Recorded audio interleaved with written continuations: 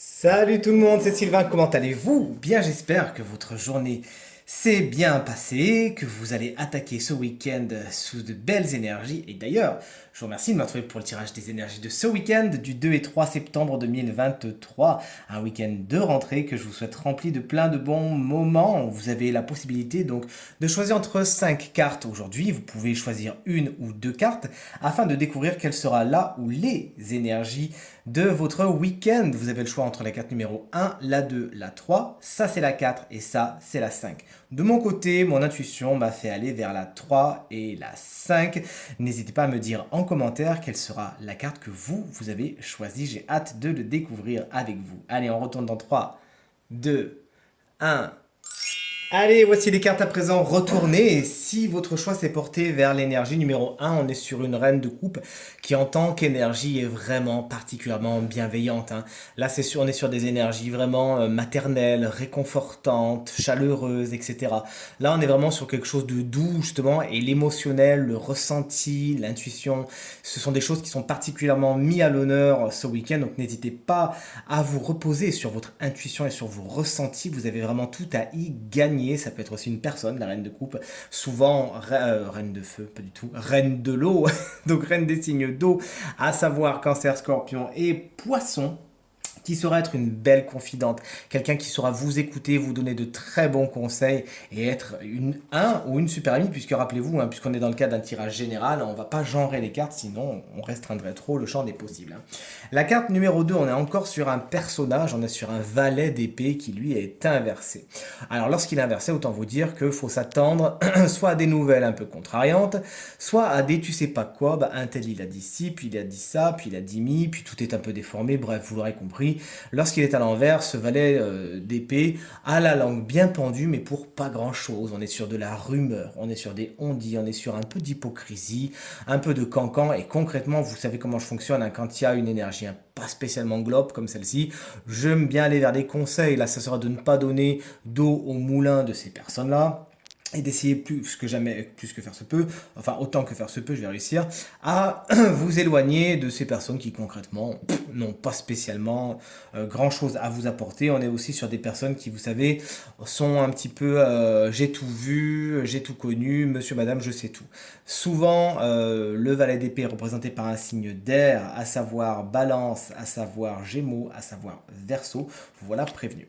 Allez, si comme moi, vous avez la chance d'avoir sorti la carte numéro 3, d'avoir choisi la carte numéro 3, on est sur un 2 de coupe, super.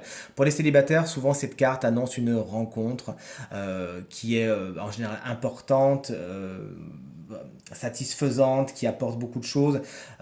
Puisque le tirage est général, on peut aussi sortir du cadre du sentimental, même si concrètement, hein, le 2 de coupe en général, il vise le cœur, mais bon, puisqu'on est sur un tirage général, ne l'oublions pas, on peut aller sur de la rencontre qui sort du sentimental, une rencontre importante, où on s'entend bien, où le rendez-vous qui est pris est assez évident et où les choses sont fluides. Avec le 2 de coupe, on peut aussi s'attendre à des accords, à des mains serrées, à des négociations qui vont bon train.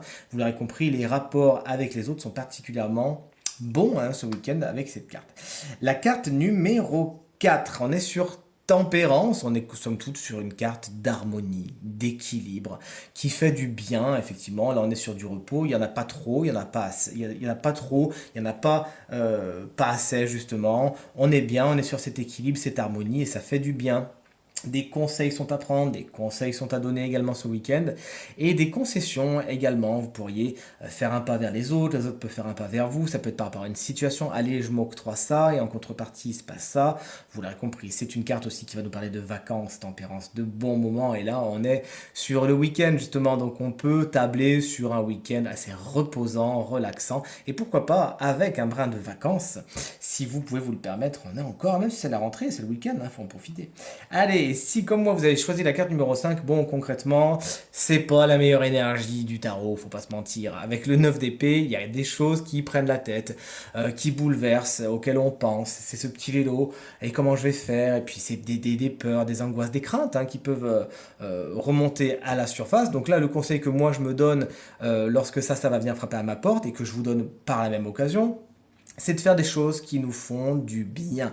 La méditation, par exemple, moi, c'est quelque chose, vous le savez, qui est vraiment très important et qui est très central dans ma vie, dans mon quotidien. C'est quelque chose qui va vraiment vous permettre de vous aligner, de vous réaxer, de faire le calme et de vous reconnecter au moment présent, à l'ici et maintenant, puisque, bah, bonne nouvelle, dans l'ici et le maintenant, le vrai moment présent, eh bien, il n'y a pas de problème. Les problèmes, ils existent. Dans le passé, ils existent. Dans les projections du futur, mais en tout cas pas dans le moment présent, qui est, en fin de compte, le seul moment qui existe pour de vrai.